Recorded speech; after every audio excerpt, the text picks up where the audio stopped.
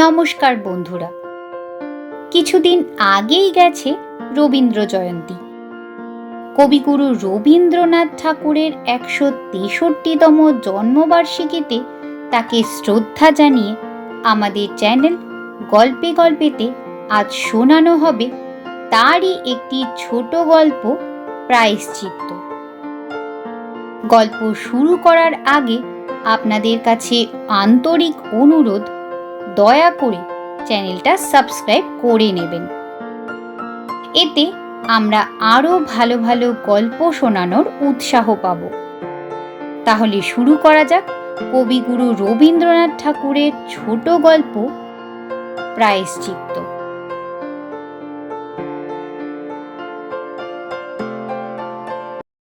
স্বর্গ ও মর্তের মাঝখানে একটা অনির্দেশ্য অরাজক স্থান আছে, যেখানে ত্রিশঙ্কু রাজা ভাসিয়া বেড়াইতেছেন, যেখানে আকাশ কুসুমের অজস্র আবাদ হইয়া থাকে। সেই বায়ু দুর্গ বেষ্টিত মহাদেশের নাম হইল হইতে পারিত। যাহারা মহৎ কার্য করিয়া অমরতা লাভ করিয়াছেন, তাহারা ধন্য হইয়াছেন। যাহারা সামান্য ক্ষমতা লইয়া সাধারণ মানবের মধ্যে সাধারণভাবে সংসারের প্রাত্যহিক কর্তব্য সাধনে সহায়তা করিতেছেন, তাহারাও ধন্য। কিন্তু যাহারা অদৃষ্টের ভ্রমক্রমে হঠাৎ দুয়ের মাঝখানে পড়িয়াছেন, তাহাদের আর কোনো উপায় নাই। তাহারা একটা কিছু হইলে হইতে পারিতেন, কিন্তু সেই কারণেই তাহাদের পক্ষে কিছু একটা হওয়া সর্বাপেক্ষা অসম্ভব। আমাদের অনাথ বন্ধু সেই মধ্যদেশ বিলম্বিত বিধি বিলম্বিত যুবক। সকলেরই বিশ্বাস তিনি ইচ্ছা করিলে সকল বিষয়েই কৃতকার্য হইতে পারিতেন, কিন্তু কোনো কালে তিনি ইচ্ছাও করিলেন না এবং কোনো বিষয়ে তিনি কৃতকার্যও হইলেন না, এবং সকলের বিশ্বাস তাহার প্রতি অটল রহিয়া গেল। সকলে বলিল তিনি পরীক্ষায় ফার্স্ট হইবেন, তিনি আর পরীক্ষাই দিলেন না। সকলের বিশ্বাস চাকরিতে প্রবিষ্ট হইলে যে কোনো ডিপার্টমেন্টের উচ্চতম স্থান তিনি অনায়াসে গ্রহণ করিতে পারিবেন। তিনি কোনো চাকরি গ্রহণ করিলেন না। সাধারণ লোকের প্রতি তাহার বিশেষ অবজ্ঞা, কারণ তাহারা অত্যন্ত সামান্য। অসাধারণ লোকের প্রতি তাহার কিছু মাত্র শ্রদ্ধা ছিল না, কারণ মনে করিলেই তিনি তাহাদের অপেক্ষা অসাধারণতর হইতে পারিতেন। অনাথ বন্ধুর সমস্ত খ্যাতি, প্রতিপত্তি, সুখ, সম্পদ, সৌভাগ্য দেশকালাতীত অনসম্ভব তার ভাণ্ডারে নিহিত ছিল। বিধাতা কেবল বাস্তব রাজ্যে তাহাকে একটি ধনী শ্বশুর এবং সুশীলা স্ত্রী দান করিয়াছিলেন। স্ত্রীর নাম বিন্ধবাসিনী। স্ত্রীর নাম অনাথ বন্ধু পছন্দ করেন নাই, এবং স্ত্রীটিকেও রূপে গুণে তিনি আপন যোগ্য জ্ঞান করিতেন না। কিন্তু বিন্ধবাসিনীর মনে স্বামী সৌভাগ্য গর্বের সীমা ছিল না। সকল স্ত্রী সকল স্বামীর অপেক্ষা তাহার স্বামী যে সকল বিষয় শ্রেষ্ঠ, এ সম্বন্ধে তাহার কোনো সন্দেহ ছিল না, এবং তাহার স্বামীরও কোনো সন্দেহ ছিল না, এবং সাধারণের ধারণাও এই বিশ্বাসের অনুকূল ছিল। এই স্বামী গর্ব পাছে কিছুমাত্র ক্ষুণ্ণ হয়, এজন্য বিন্ধবাসিনী সর্বদাই সশঙ্কিত ছিলেন। তিনি যদি আপন হৃদয়ের অভ্রবেদী অটল ভক্তি পর্বতের উচ্চতম শিখরের উপরে এই স্বামীটিকে অধিরোহণ করাইয়া তাহাকে মূঢ় মর্তলোকের সমস্ত কটাক্ষপাত হইতে দূরে রক্ষা করিতে পারিতেন, তবে নিশ্চিন্ত চিত্তে পতি পূজায় জীবন উৎসর্গ করিতেন। কিন্তু জড় জগতে কেবলমাত্র ভক্তির দ্বারা ভক্তিভাজনকে ঊর্ধ্বে তুলিয়া রাখা যায় না, এবং অনাথ বন্ধুকেও পুরুষের আদর্শ বলিয়া মানে না এমন প্রাণী সংসারে বিরল নহে। এই জন্য বিন্ধ্যবাসিনীকে অনেক দুঃখ পাইতে হইয়াছে। অনাথ বন্ধু যখন কলেজে পড়িতেন তখন শ্বশুরালয়ে বাস করিতেন। পরীক্ষার সময় আসিল, পরীক্ষা দিলেন না এবং তাহার পর বৎসর কলেজ ছাড়িয়া দিলেন। এই ঘটনায় সর্বসাধারণের সমক্ষে বিন্ধ্যবাসিনী অত্যন্ত কুণ্ঠিত হইয়া পড়িলেন। রাত্রে মৃদু স্বরে অনাথ বন্ধুকে বলিলেন, পরীক্ষাটা দিলে ভালো হতো। অনাথ বন্ধু অবজ্ঞা ভরে হাসিয়া কহিলেন, পরীক্ষা দিলেই কি চতুর্ভুজ হয় নাকি? আমাদের কেদারও তো পরীক্ষায় পাশ হইয়াছে। বিন্ধ্যবাসিনী সান্ত্বনা লাভ করিলেন। দেশের অনেক গোগর্ধব যে পরীক্ষায় পাশ করিতেছে, সে পরীক্ষা দিয়া অনাথ বন্ধুর গৌরব কি আর বাড়িবে? প্রতিবেশিনী কমলা তাহার বাল্যসখী বিন্দিকে আনন্দ সহকারে খবর দিতে আসিল যে তাহার ভাই রমেশ এবার পরীক্ষায় উত্তীর্ণ হইয়া জলপানি পাইতেছে। শুনিয়া বিন্ধ্যবাসিনী অকারণে মনে করিল কমলার এই আনন্দ বিশুদ্ধ আনন্দ নহে, ইহার মধ্যে তাহার স্বামীর প্রতি কিঞ্চিৎ গূঢ় শ্লেষ আছে। এই জন্য সখীর উল্লাসে উল্লাস প্রকাশ না করিয়া বরং গায়ে পড়িয়া কিঞ্চিৎ ঝগড়ার সুরে শুনাইয়া দিল যে এলে পরীক্ষা একটা পরীক্ষার মধ্যেই গণ্য নহে। এমনকি বিলাতের কোনো কলেজে বিয়ের নিচে পরীক্ষাই নাই। বলা বাহুল্য, এ সমস্ত সংবাদ এবং যুক্তি বিন্ধ্য স্বামীর নিকট হইতে সংগ্রহ করিয়াছে। কমলা সুসংবাদ দিতে আসিয়া সহসা পরম প্রিয়তমা প্রাণ সখীর নিকট হইতে এরূপ আঘাত পাইয়া প্রথমটা কিছুটা বিস্মিত হইল। কিন্তু সেও নাকি স্বজাতীয় মনুষ্য, এই জন্য মুহূর্তকালের মধ্যেই বিন্ধ্যবাসিনীর মনের ভাব বুঝিতে পারিল এবং ভ্রাতার অপমানে তৎক্ষণাৎ তাহারও রসনাগ্রে এক বিন্দু তীব্র বিষ সঞ্চারিত হইল। সে বলিল, আমরা তো ভাই বিলাত যাই নাই, সাহেব স্বামীকেও বিবাহ করি নাই, অত খবর কোথায় পাইব? মূর্খ মেয়ে মানুষ, মোটামুটি এই বুঝি যে বাঙালির ছেলেকে কলেজে LA দিতে হয়, তাও তো ভাই সকলে পারে না। অত্যন্ত নিরীহ সুমিষ্ট এবং বন্ধুভাবে এই কথাগুলি বলিয়া কমলা চলিয়া আসিল। কলহ বিমুখ বিন্ধ্য নিরুত্তরে সহ্য করিল এবং ঘরে প্রবেশ করিয়া নীরবে কাঁদিতে লাগিল। অল্পকালের মধ্যেই আরেকটি ঘটনা ঘটিল। একটি দূরস্থ ধনী কুটুম্ব কিয়ৎকালের জন্য কলকাতায় আসিয়া বিন্ধ্যবাসিনীর পিত্রালয়ে আশ্রয় গ্রহণ করিল। তদুপলক্ষে তাহার পিতা রাজকুমার বাবুর বাড়িতে বিশেষ একটা সমারোহ পড়িয়া গেল। জামাইবাবু বাহিরের বড় বৈঠকখানাটি অধিকার করিয়া থাকিতেন নব অভ্যাগতদের বিশেষ সমাদরের জন্য। সেই ঘরটি ছাড়িয়া দিয়া তাহাকে মামাবাবুর ঘরে কিছুদিনের জন্য আশ্রয় লইতে অনুরোধ করা হইল। এই ঘটনায় অনাথ বন্ধুর অভিমান উচ্ছ্বসিত হইয়া উঠিল। প্রথমত স্ত্রীর নিকটে গিয়া তাহার পিতৃনিন্দা করিয়া তাহাকে কাঁদাইয়া দিয়া শ্বশুরের উপর প্রতিশোধ তুলিলেন। তাহার পরে অনাহার প্রভৃতি অন্যান্য প্রবল উপায় অভিমানে প্রকাশের উপক্রম করিলেন।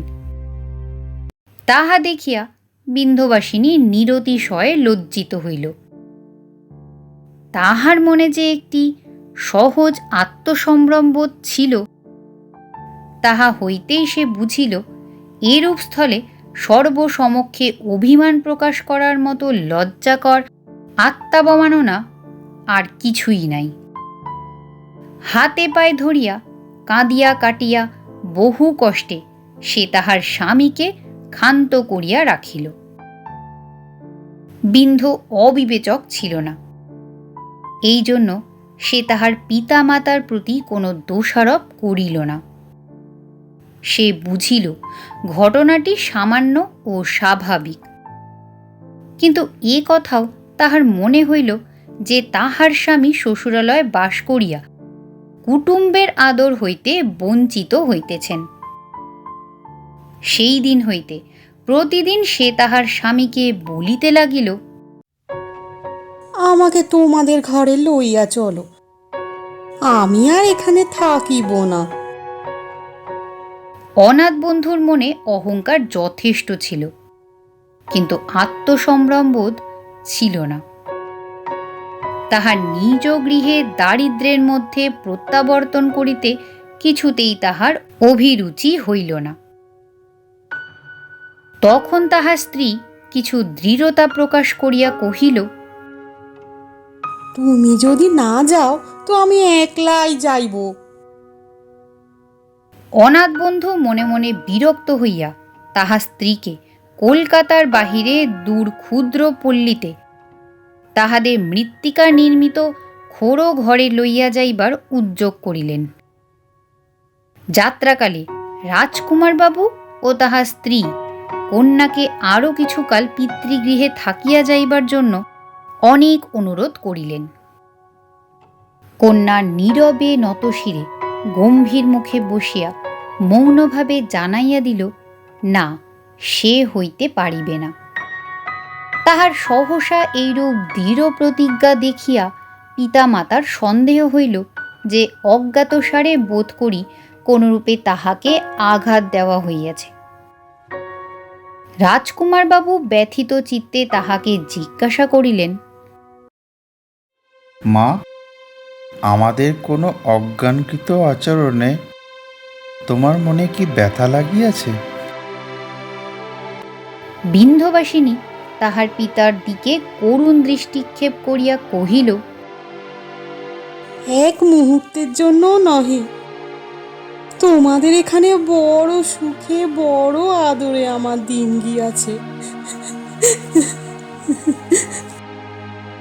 বলিয়া সে কাঁদিতে লাগিল, কিন্তু তাহার সংকল্প অটল রহিল। বাপমা দীর্ঘ নিঃশ্বাস ফেলিয়া মনে মনে কহিলেন, যত স্নেহে যত আদুরেই মানুষ করো, বিবাহ দিলেই মেয়ে পর হইয়া যায়। অবশেষে অশ্রুপূর্ণ নেত্রে সকলের নিকটে বিদায় লইয়া আপন আজন্মকালের স্নেহমণ্ডিত পিতৃগৃহ এবং পরিজন ও সঙ্গিনীগণকে ছাড়িয়া বিন্ধবাসিনী পালকিতে আরোহণ করিল।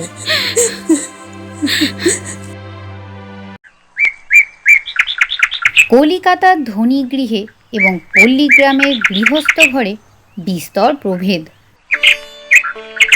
কিন্তু বিন্ধবাসিনী একদিনের জন্য ভাবে অথবা আচরণে অসন্তোষ প্রকাশ করিল না। প্রফুল্ল চিত্তে গৃহকার্যে শাশুড়ির সহায়তা করিতে লাগিল। তাহাদের দরিদ্র অবস্থা জানিয়া পিতা নিজ ব্যয় কন্যা সহিত একটি দাসী পাঠাইয়াছিলেন। বিন্ধবাসিনী স্বামী গৃহে পৌঁছিয়াই তাহাকে বিদায় করিয়া দিল। তাহার শ্বশুর ঘরের দারিদ্র্য দেখিয়া বড় মানুষের ঘরের দাসী প্রতি মুহূর্তে মনে মনে নাসাগ্র আকুঞ্চিত করিতে থাকিবে, এই আশঙ্কাও তাহার অসহ্য বোধ হইল।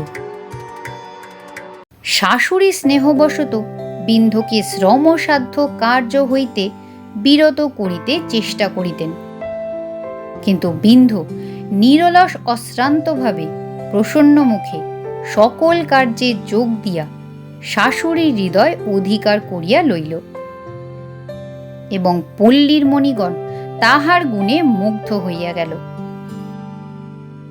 কিন্তু ইহার ফল সম্পূর্ণ সন্তোষজনক হইল না, কারণ বিশ্বনিয়ত নীতিবোধ প্রথম ভাগের ন্যায় সাধু ভাষায় রচিত সরল উপদেশাবলী নহে। নিষ্ঠুর বিদ্রুপ্রিয় শয়তান মাঝখানে আসিয়া সমস্ত নীতি সূত্রগুলিকে ঘাঁটিয়া জট পাকাইয়া দিয়াছে।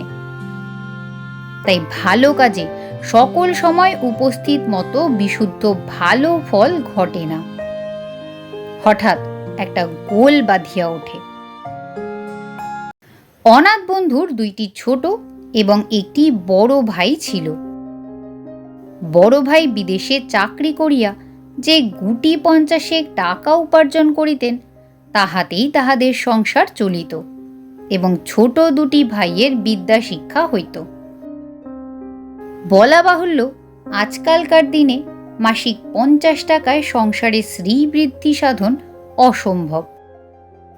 কিন্তু বড় ভাইয়ের স্ত্রী শ্যামা শঙ্করীর গরিমা বৃদ্ধির পক্ষে উহাই যথেষ্ট ছিল।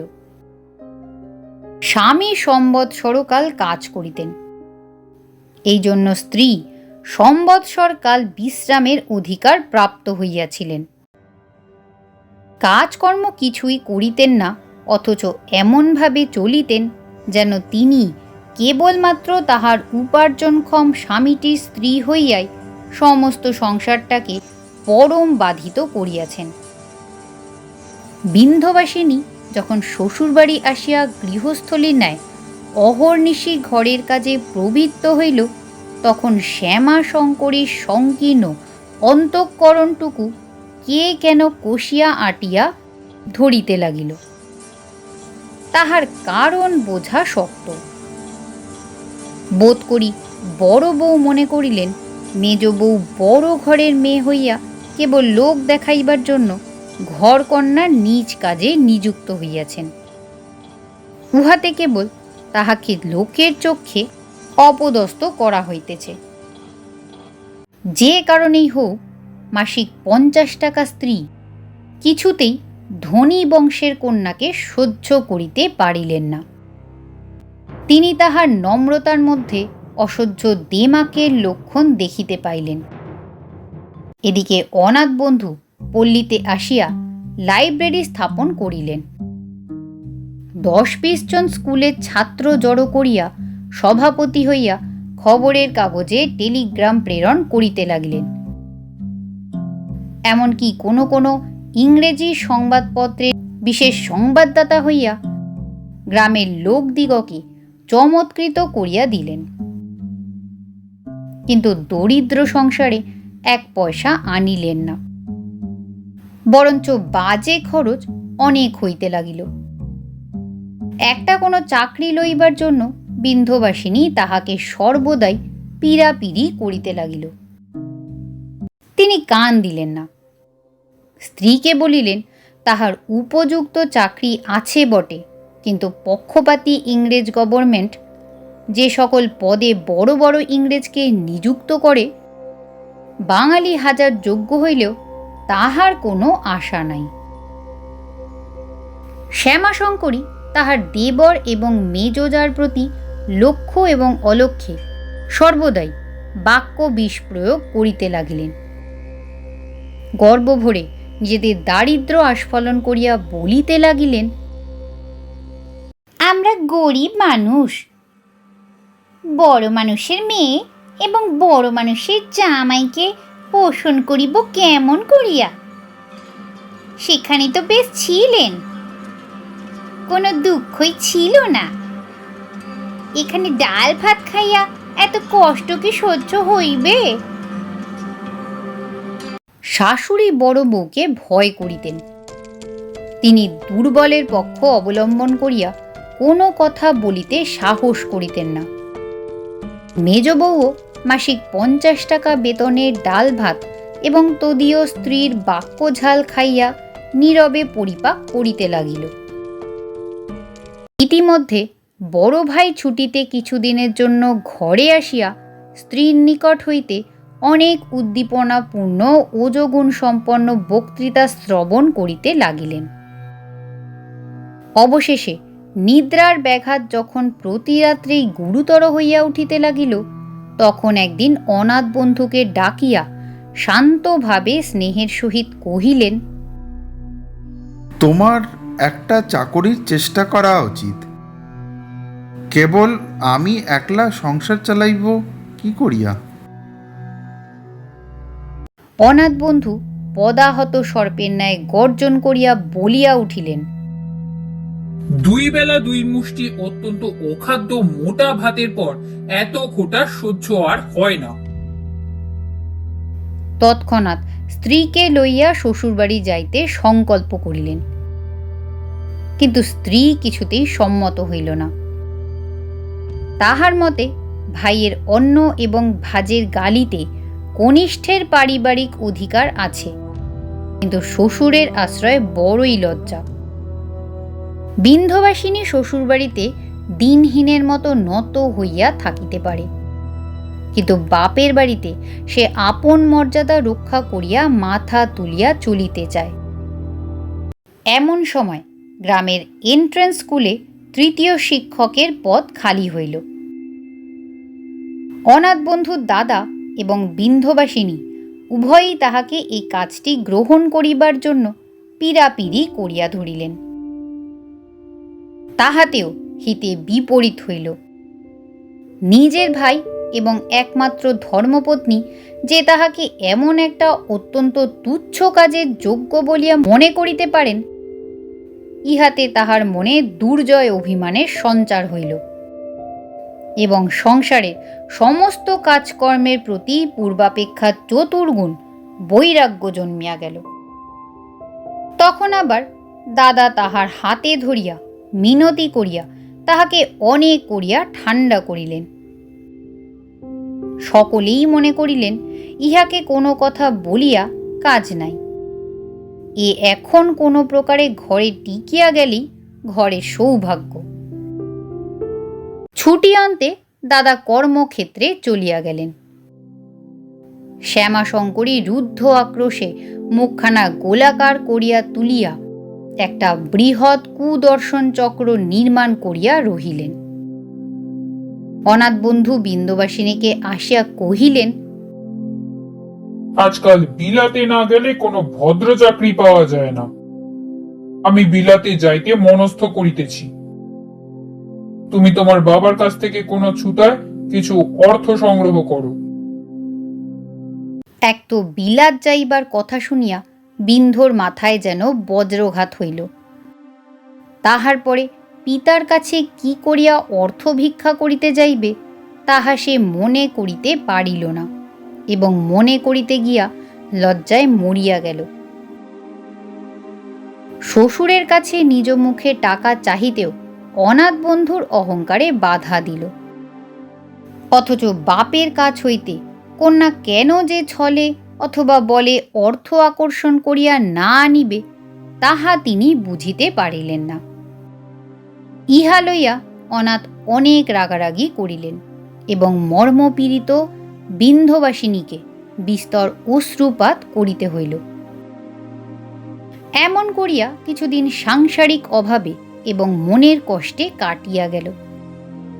অবশেষে শরৎকালে পূজা নিকটবর্তী হইল। কন্যা এবং জামাতাকে সাদরে আহ্বান করিয়া আনিবার জন্য রাজকুমার বাবু বহু সমারোহ যানবাহনাদি প্রেরণ করিলেন। 1 বৎসর পরে কন্যা স্বামী সহ পুনরায় পিতৃভবনে প্রবেশ করিল। ধনী কুটুম্বের যে আদর তাহার অসহ্য হইয়াছিল, জামাতা এবার তদপেক্ষা অনেক বেশি আদর পাইলেন। বিন্দবাসিনীও অনেক কাল পরে মাথার অবগুণ্ঠন ঘুচাইয়া অহর্নিশি স্বজন স্নেহে ও উৎসব তরঙ্গে আন্দোলিত হইতে লাগিল। আজ ষষ্ঠী, কাল সপ্তমী পূজা আরম্ভ হইবে। ব্যস্ততা এবং কোলাহলের সীমা নেই। দূর এবং নিকট সম্পর্কীয় আত্মীয় পরিজনে অট্টালিকার প্রত্যেক প্রকোষ্ঠ একেবারে পরিপূর্ণ। সে রাত্রে বড় শ্রান্ত হইয়া বিন্ধবাসিনী শয়ন করিল। পূর্বে যে ঘরে শয়ন করিত সে ঘর নহে। এবার বিশেষ আদর করিয়া মা জামাতাকে তাহার নিজের ঘর ছাড়িয়া দিয়াছেন। অনাথ বন্ধু কখন শয়ন করিতে আসিলেন তাহা বিন্ধ জানিতেও পারিল না। সে তখন গভীর নিদ্রায় মগ্ন ছিল। খুব ভোরের বেলা হইতে সানাই বাজিতে লাগিল, কিন্তু ক্লান্ত দেহ বিন্ধবাসিনীর নিদ্রা ভঙ্গ হইল না। কমল এবং ভুবন দুই সখী বিন্ধর শয়নদ্বারে আড়ি পাতিবার নিষ্ফল চেষ্টা করিয়া অবশেষে পরিহাসপূর্বক বাহির হইতে উচ্চৈস্বরে হাসিয়া উঠিল। তখন বিন্ধ তাড়াতাড়ি জাগিয়া উঠিয়া দেখিল তাহার স্বামী কখন উঠিয়া গিয়াছেন সে জানিতে পারে নাই। লজ্জিত হইয়া শয্যা ছাড়িয়া নামিয়া দেখিল তাহার মাতার লোহার সিন্দুক খোলা এবং তাহার মধ্যে তাহার বাপের যে ক্যাশ বাক্সটি থাকিত সেটিও নাই। তখন মনে পড়িল কাল সন্ধ্যাবেলায় মায়ের চাবির গোছা হারাইয়া গিয়া বাড়িতে খুব একটা গোলযোগ পড়িয়া গিয়াছিল। সেই চাবি চুরি করিয়া কোনো একটি চোর এই কাজ করিয়াছে সে বিষয় কোনো সন্দেহ নাই। তখন হঠাৎ আশঙ্কা হইল পাছে সেই চোর তাহার স্বামীকে কোনরূপ আঘাত করিয়া থাকে। বুকটা তার ধরাস করিয়া কাঁপিয়া উঠিল। বিছানার নিচে খুঁজিতে গিয়া দেখিল খাটের পায়ের কাছে তাহার মায়ের চাবির গোছার নিচে একটি চিঠি চাপা রহিয়াছে। চিঠি তাহার স্বামীর হস্তাক্ষরে লেখা। খুলিয়া পড়িয়া জানিল তাহার স্বামী তাহার কোনো এক বন্ধুর সাহায্যে বিলাতে যাইবার জাহাজ ভাড়া সংগ্রহ করিয়াছে। এক্ষণে সেখানকার খরচপত্র চালাইবার জন্য কোনো উপায় ভাবিয়া না পাওয়াতে গত রাত্রে শ্বশুরের অর্থ অপহরণ করিয়া বারান্দা সংলগ্ন কাঠের সিঁড়ি দিয়া অন্দরের বাগানে নামিয়া প্রাচীর লঙ্ঘন করিয়া পলায়ন করিয়াছে। অদ্যই প্রত্যুষে জাহাজ ছাড়িয়া দিয়াছে। পত্রখানা পাঠ করিয়া বিন্ধবাসিনীর শরীরের সমস্ত রক্ত হিম হইয়া গেল। সেইখানেই খাটের খুঁড়া ধরিয়া সে বসিয়া পড়িল। তাহার দেহের অভ্যন্তরে কর্ণকুহরের মধ্যে নিস্তব্ধ মৃত্যুরজনীর ঝিল্লির ধ্বনির মতো একটা শব্দ হইতে লাগিল। তাহারই উপরে প্রাঙ্গণ হইতে প্রতিবেশীদের বাড়ি হইতে এবং দূর অট্টালিকা হইতে বহুতর সানাই বহুতর সুরে তান ধরিল। সমস্ত বঙ্গদেশ তখন আনন্দে উন্মত্ত হইয়া উঠিয়াছে। শরতের উৎসব হাস্যরঞ্জিত রৌদ্র সকৌতুকে শয়ন গৃহের মধ্যে প্রবেশ করিল। এত বেলা হইল তথাপি উৎসবের দিনে দ্বার রুদ্ধ দেখিয়া ভুবন ও কমল উচ্চ হাস্যে উপহাস করিতে করিতে গুম গুম শব্দে দ্বারে কিল মারিতে লাগিল। তাহাতেও কোনো সাড়া না পাইয়া কিঞ্চিৎ ভীত হইয়া ঊর্ধ্বকণ্ঠে বিন্দি বিন্দি করিয়া ডাকিতে লাগিল। বিন্ধবাসিনী ভগ্নরুদ্ধ কণ্ঠে কহিল, যাচ্ছি, তোরা এখন যা। তাহারা সখীর পীড়া আশঙ্কা করিয়া মাকে ডাকিয়া আনিল। মা আসিয়া কহিলেন, বিন্দু, কি হয়েছে মা? এখনো তার বন্ধ কেন? বিন্ধ উচ্ছ্বসিত অশ্রু সংবরণ করিয়া কহিল, একবার বাবাকে সঙ্গে করে নিয়ে এসো। মা অত্যন্ত ভীত হইয়া তৎক্ষণাৎ রাজকুমার বাবুকে সঙ্গে করিয়া দ্বারে আসিলেন।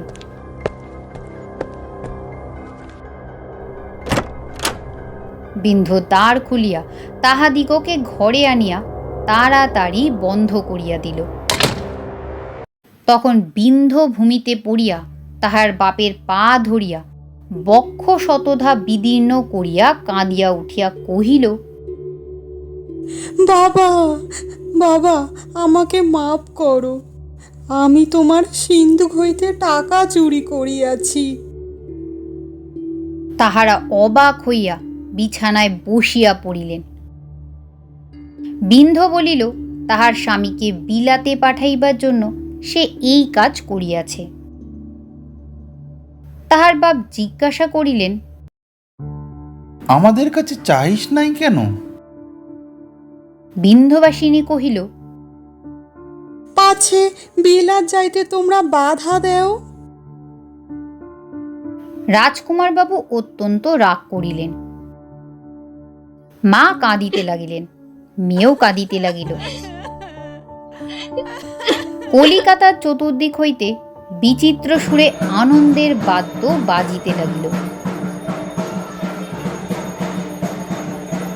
যে বিন্ধ বাপের কাছেও কখনো অর্থ প্রার্থনা করিতে পারে নাই এবং যে স্ত্রী স্বামীর লেশমাত্র অসম্মান পরমাত্মীয়ের নিকট হইতেও গোপন করিবার জন্য প্রাণপণ করিতে পারিত, আজ একেবারে উৎসবে জনতার মধ্যে তাহার পত্নী অভিমান, তাহার দুহিত্র সম্ভ্রম, তাহার আত্মমর্যাদা চূর্ণ হইয়া প্রিয় এবং অপ্রিয়, পরিচিত এবং অপরিচিত সকলের পদতলে ধূলির মতো লুণ্ঠিত হইতে লাগিল।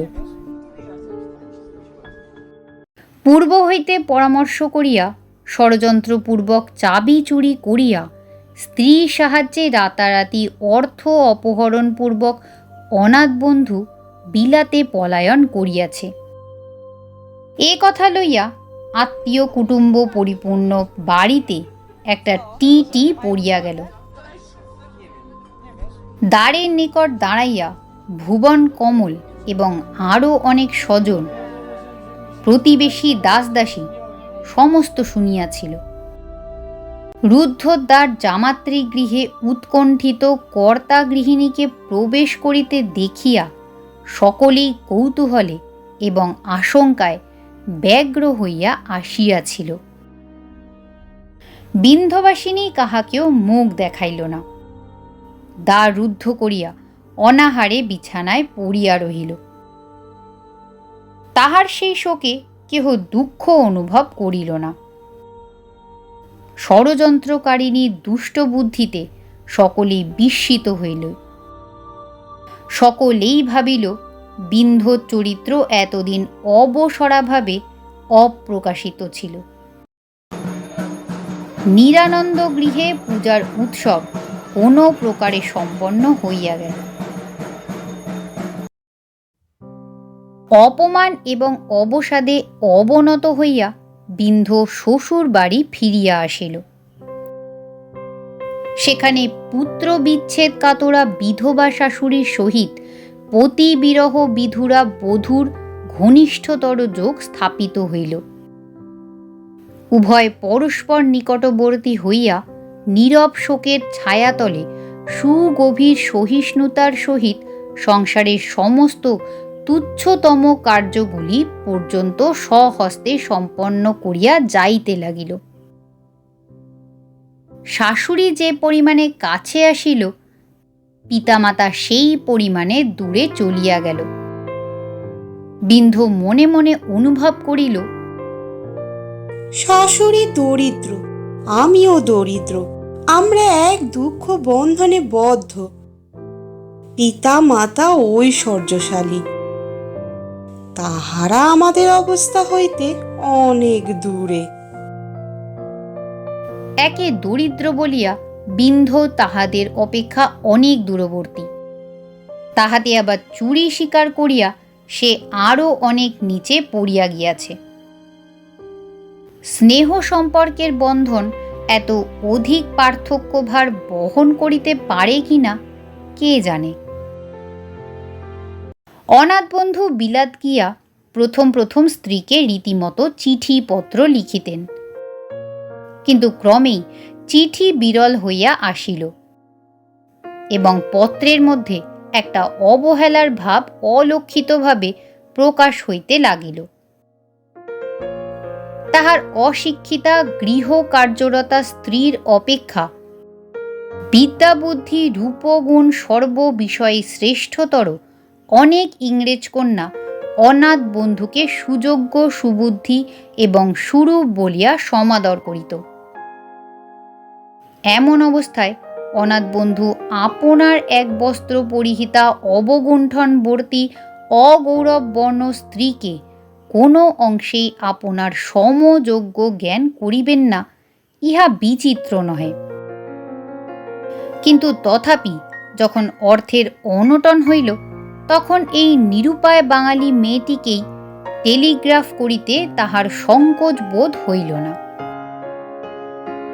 এবং এই বাঙালির মেয়ে দুই হাতে কেবল 2 গাছি কাঁচের চুড়ি রাখিয়া গায়ের সমস্ত গহনা বেচিয়া টাকা পাঠাইতে লাগিল। পাড়াগায় নিরাপদে রক্ষা করিবার উপযুক্ত স্থান নাই বলিয়া তাহার সমস্ত বহুমূল্য গহনাগুলি পিতৃগৃহে ছিল। স্বামীর কুটুম্ব ভবনে নিমন্ত্রণে যাইবার ছল করিয়া নানা উপলক্ষে বিন্ধবাসিনী একে একে সকল গহনাই আনাইয়া লইল।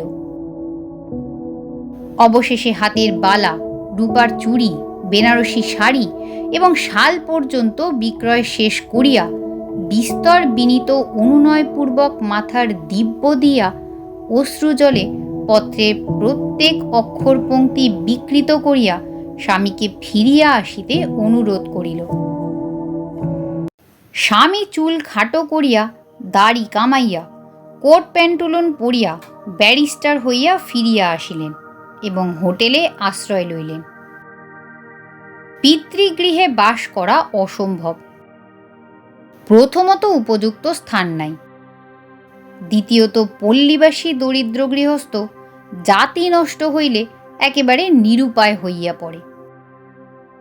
শ্বশুরগণ আচারনিষ্ঠ পরম হিন্দু, তাহারাও জাতিচ্যুতকে আশ্রয় দিতে পারেন না। অর্থাভাবে অতি শীঘ্রই হোটেল হইতে বাসায় নামিতে হইল। সে বাসায় তিনি স্ত্রীকে আনিতে প্রস্তুত নহেন। বিলাত হইতে আসিয়া স্ত্রী এবং মাতার সহিত কেবল 2-3 দিনের বেলায় দেখা করিয়া আসিয়াছেন, তাহাদের সহিত আর সাক্ষাৎ হয় নাই। 2টি শোকার্তা রমণীর কেবল এক সান্ত্বনা ছিল যে অনাথ বন্ধু স্বদেশে আত্মীয়বর্গের নিকটবর্তী স্থানে আছেন। সেই সঙ্গে সঙ্গে অনাথ বন্ধুর অসামান্য ব্যারিস্টারি কীর্তিতে তাহাদের মনে গর্বের সীমা রহিল না। বিন্ধবাসিনী আপনাকে যশস্বী স্বামীর অযোগ্য স্ত্রী বলিয়া ধিক্কার দিতে লাগিল। পুনশ্চ অযোগ্য বলিয়াই স্বামীর অহংকার অধিক করিয়া অনুভব করিল। সে দুঃখ পীড়িত এবং গর্বে বিস্ফারিত হইল। ম্লেচ্ছ আচার সে ঘৃণা করে, তবু স্বামীকে দেখিয়া মনে মনে কহিল, আজকাল ঢের লোকে তো সাহেব হয়, কিন্তু এমন তো কাহা কেউ মানায় না। একেবারে ঠিক যেন বিলাতি সাহেব, বাঙালি বলিয়া চিনিবার জো নাই।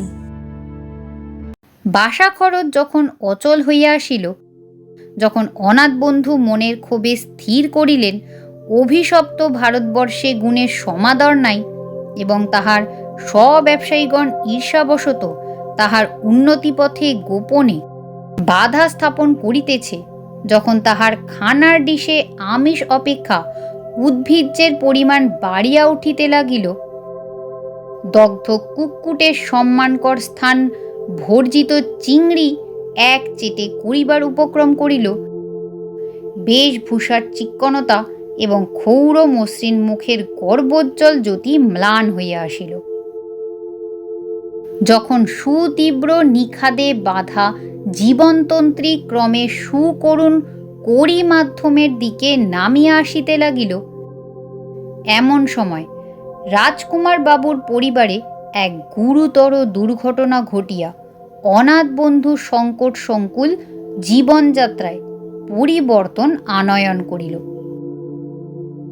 একদা গঙ্গা তীরবর্তী মাতুলালয় হইতে নৌকাযোগে ফিরিবার সময় রাজকুমার বাবুর একমাত্র পুত্র হরকুমার স্টিমারের সংঘাতে স্ত্রী এবং বালক পুত্রসহ জলমগ্ন হইয়া প্রাণ ত্যাগ করে। এই ঘটনায় রাজকুমারের বংশে কন্যা বিন্ধ্যবাসিনী ব্যতীত আর কেহ রহিল না।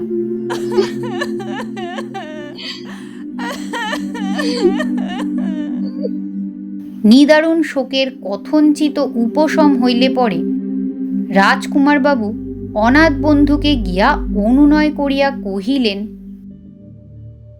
বাবা, তোমাকে প্রায়শ্চিত্ত করিয়া যাতে উঠিতে হইবে। তোমরা ব্যতীত আমার আর কেহ নাই। অনাথ বন্ধু উৎসাহ সহকারে সে প্রস্তাবে সম্মত হইলেন। তিনি মনে করিলেন, যে সকলে বার লাইব্রেরি বিহারী স্বদেশীয় ব্যারিস্টরগণ তাহাকে ঈর্ষা করে এবং তাহার অসামান্য ধীশক্তির প্রতি যথেষ্ট সম্মান প্রকাশ করে না, এই উপায় তাহাদের প্রতি প্রতিশোধ লওয়া হইবে। রাজকুমার বাবু পণ্ডিত দিগের বিধান লইবেন। তাহারা বলিলেন, অনাথ বন্ধু যদি গোমাংস না খাইয়া থাকে তবে তাহাকে জাতে তুলিবার উপায় আছে।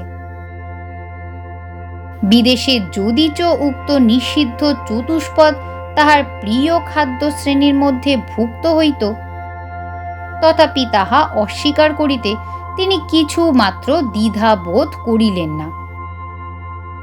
প্রিয় বন্ধুদের নিকট কহিলেন, সমাজ যখন স্বেচ্ছাপূর্বক মিথ্যা কথা শুনিতে চাহে, তখন একটা মুখের কথায় তাহাকে বাধিত করিতে দোষ দেখি না।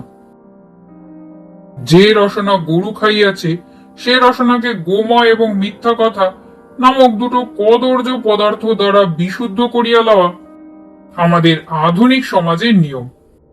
আমি সেই নিয়ম লঙ্ঘন করিতে চাহি না। প্রায়শ্চিত্ত করিয়া সমাজে উঠিবার একটা শুভ দিন নির্দিষ্ট হইল। ইতিমধ্যে অনাথ বন্ধু কেবল যে ধুতি চাদর পরিলেন তাহাই নহে, তর্ক এবং উপদেশের দ্বারা বিলাতি সমাজের গালে কালি এবং হিন্দু সমাজের গালে চুন লেপন করিতে লাগিলেন। যে শুনিল সকলেই খুশি হইয়া উঠিল।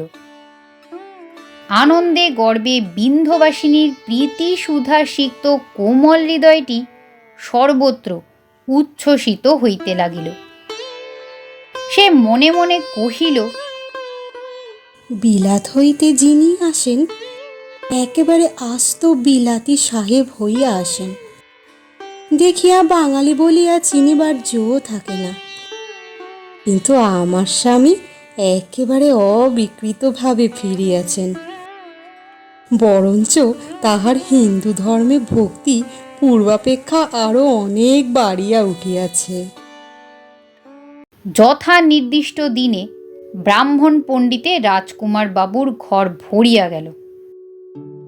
অর্থব্যয়ের কিছু মাত্র ত্রুটি হয় নাই। আহার এবং বিদায়ের আয়োজন যথোচিত হইয়াছিল। অন্তঃপুরেও সমারোহের শেষ ছিল না। নিমন্ত্রিত পরিজনবর্গের পরিবেশন এবং পরিচর্যায় সমস্ত প্রকোষ্ঠ ও প্রাঙ্গণ সংক্ষুব্ধ হইয়া উঠিয়াছিল। সেই ঘোরতর কোলাহল এবং কর্মরাশির মধ্যে বিন্ধ্যবাসিনী প্রফুল্ল মুখে শারদ্রৌদ্র রঞ্জিত প্রভাত বায়ুবাহিত লঘু মেঘখণ্ডের মতো আনন্দে ভাসিয়া বেড়াইতেছিল। আজিকার দিনে সমস্ত দিনের সমস্ত বিশ্ব ব্যাপারের প্রধান নায়ক তাহার স্বামী।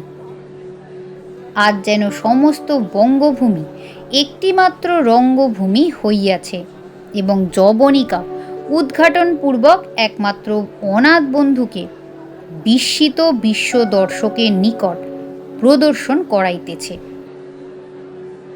প্রায়শ্চিত্ত যে অপরাধ স্বীকার তাহা নহে, এ যেন অনুগ্রহ প্রকাশ। অনাথ বিলাত হইতে ফিরিয়া হিন্দু সমাজে প্রবেশ করিয়া হিন্দু সমাজকে গৌরবান্বিত করিয়া তুলিয়াছেন, এবং সেই গৌরবোচ্ছটা সমস্ত দেশ হইতে সহস্র রশ্মিতে বিচ্ছুরিত হইয়া বিন্ধ্যবাসিনীর প্রেম প্রমোদিত মুখের ওপর অপরূপ মহিমা জ্যোতি বিকীর্ণ করিতেছে। এতদিনকার তুচ্ছ জীবনের সমস্ত দুঃখ এবং ক্ষুদ্র অপমান দূর হইয়া সে আজ তাহার পরিপূর্ণ পিতৃগৃহে সমস্ত আত্মীয় স্বজনের সমক্ষে উন্নত মস্তকে গৌরবের আসনে আরোহণ করিল। স্বামীর মহত্ব আজ অযোগ্য স্ত্রীকে বিশ্ব সংসারের নিকট সম্মানাস্পদ করিয়া তুলিল। অনুষ্ঠান সমাধা হইয়াছে। অনাথ বন্ধু যাতে উঠিয়াছেন। অভ্যাগত আত্মীয় এবং ব্রাহ্মণগণ তাহার সহিত এক আসনে বসিয়া তৃপ্তিপূর্বক আহার শেষ করিয়াছেন। আত্মীয়েরা জামাতাকে দেখিবার জন্য অন্তঃপুরে ডাকিয়া পাঠাইলেন। জামাতা সুস্থ চিত্তে তাম্বুল চর্বণ করিতে করিতে প্রসন্ন হাস্যমুখে আলস্য মন্থর গমনে ভূমি লুণ্ঠমান চাদরে অন্তঃপুরে যাত্রা করিলেন।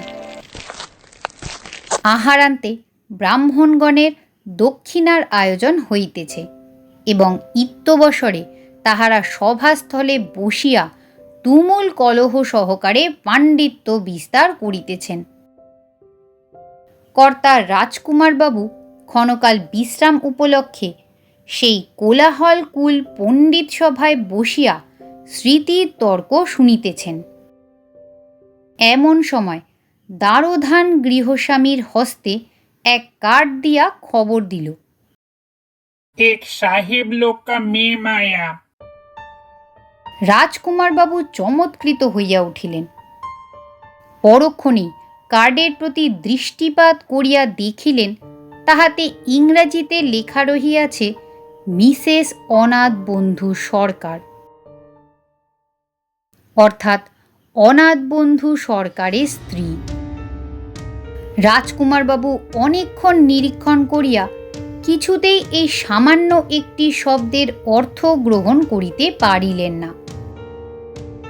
এমন সময় বিলাত হইতে সদ্য প্রত্যাগতা আরক্ত পোলা আতাম্র কুন্তলা আনিল লোচনা দুগ্ধ ফেন শুভ্রা হরিণ লঘু গামিনী ইংরেজ মহিলা স্বয়ং সভাস্থলে আসিয়া দাঁড়াইয়া প্রত্যেকের মুখ নিরীক্ষণ করিতে লাগিলেন, কিন্তু পরিচিত প্রিয় মুখ দেখিতে পাইলেন না।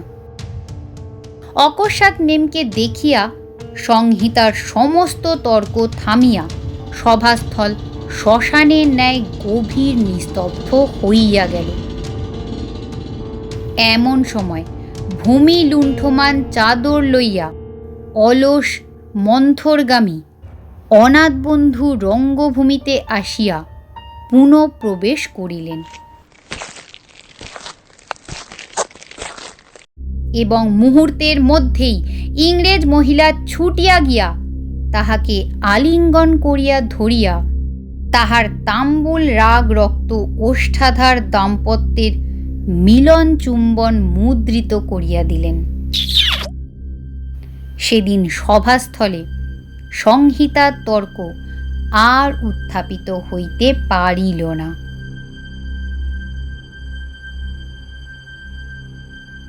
শেষ হল কবিগুরু রবীন্দ্রনাথ ঠাকুরের ছোট গল্প প্রায়শ্চিত্ত।